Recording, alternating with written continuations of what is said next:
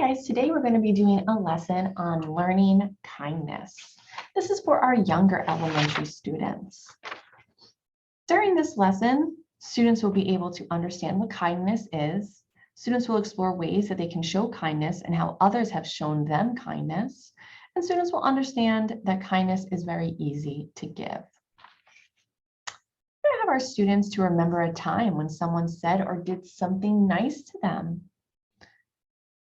Right, we're going to have our students give us some great examples of different times and tell us how they felt during those times, right? Explain all these are examples of kindness. After all of our students have given us examples, we're going to say, remember that an act of kindness can mean so much to another person. So today we're going to explore how to show kindness to others. There are so many different ways that we can show kindness to other people. So we're going to go through each one on this list. And then we're going to get some examples from you guys. So our first one, using our listening ears, right? We're going to ask every time we go through one of these, we're going to ask them why these are kind actions, right? So using our listening ears, they can say something along the lines of not talking when the teacher is talking. Next, inviting someone to play with you. An example they can give is if you see someone lonely or by themselves, ask them to join you. Saying something nice to someone else. An example they could say is tell someone they are sweet or they are pretty. Smile, that's self-explanatory, just to smile to them. Next, saying thank you. They can say something along the lines of go out of your way and say thank you to someone for helping you. And then sharing with others. They could say something like sharing their toys or something with them outside in the playground and sharing with other people.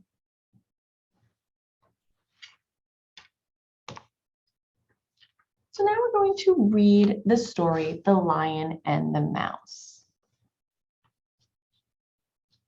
So a lion lay asleep in the forest. His great head was resting on his paws.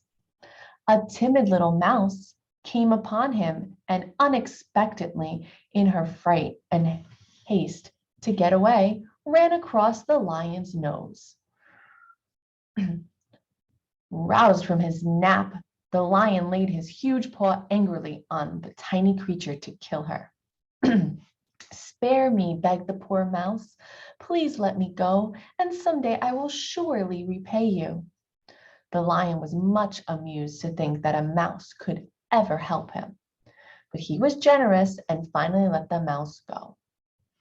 Some days later, while stalking his prey in the forest, the lion was caught in the toils of a hunter's nest. Unable to free himself, he filled the forest with his angry roaring. The mouse knew the voice and quickly found the lion struggling in the net. Running to one of the great ropes that bound him, she gnawed it until it parted, and soon the lion was free. You laughed when I said I would repay you, said the mouse. Now you see that even a mouse can help a lion.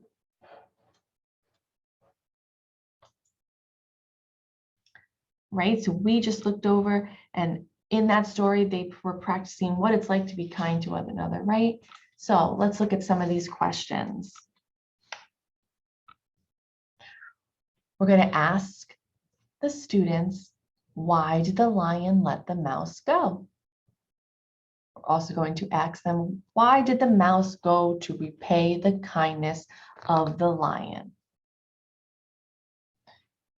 What do we learn from the story of the lion and the mouse? Right, so no need to write them down, just have them think about this and let you know what their answers are to these. Okay, so now we're going to do a kindness challenge, right? And we're going to practice what it's like to be kind to one another. So everyone is going to get one of these cards, and you need to go around and find the names below and perform an act of kindness. Once you complete the list, you're going to return the card back. So how this works is that as a teacher, you can write specific names on these cards. You can leave it up to the students, and you're going to go, if you have the names written down, the students are going to go around the class to those specific people, and they're going to say something nice, an act of kindness, right? Maybe share a toy, maybe say something nice, maybe smile, maybe say thank you, right? They're going to do one of these things, and then they're going to check it off, and they're going to bring it back. When they're done with this, you're going to have volunteers to share some nice things that someone else had said to them and have them tell you how it made them feel once that person said something nice to them. You can go around the room. You guys can definitely take some time doing this. You could have everyone share, or you could do it in groups. So next, a kindness story. So we have two different versions here. You could have the kindness story, which you can give as a handout. And then you also have the kindness coloring. You can have them do both. You can have them do one or the other, whichever you feel.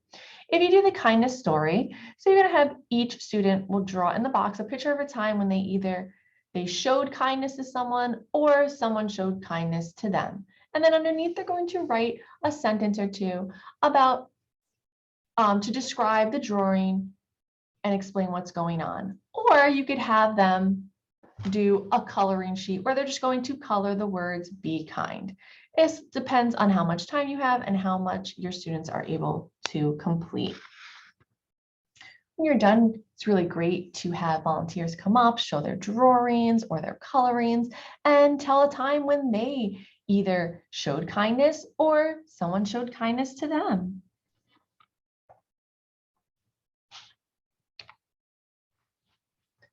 Spread kindness like confetti. I like to end with this and have them to come up and tell me what this phrase means, right? Spread kindness like confetti, right? Ask them what it means, see some examples. You can let them know that kindness is contagious and that it makes the world a better place, right? So spreading kindness like confetti, and explain.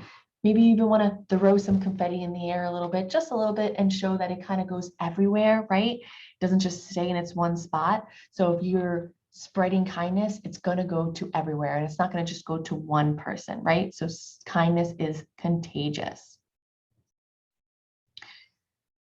So make sure to remind students that not only are there many ways to show kindness, but remember that it's easy to do that too.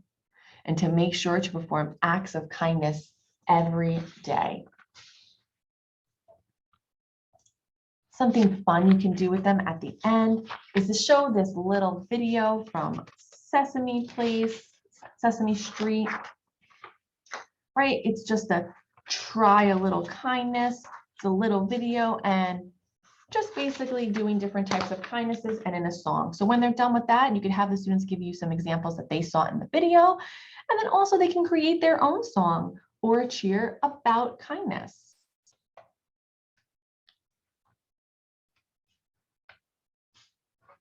When they're done with that, I always like to make sure and tell them to take home all the work that they had been doing, right? That is to follow up at home with your family and to make sure that parents are able to reiterate what you guys learned in class, right? And help them to remember that spreading kindness is very important and it makes everyone to feel great.